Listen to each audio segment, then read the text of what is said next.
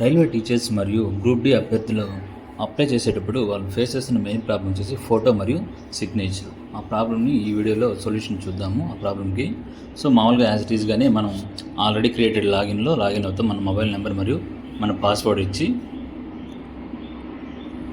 అది లాగిన్ అయిన తర్వాత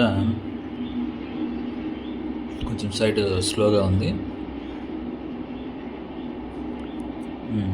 లాగిన్ అయిన తర్వాత ఆన్లైన్ అప్లికేషన్ మీద క్లిక్ చేసినప్పుడు అక్కడ ఏ అయితే నోటిఫికేషన్ ఇచ్చినారో అవన్నీ మనకు చూపిస్తాయి. దాంతో మనకి ఏది కావాలో దాని రెండింటికి మనం అప్లై చేసుకోవచ్చు మన క్వాలిఫికేషన్ బట్టి.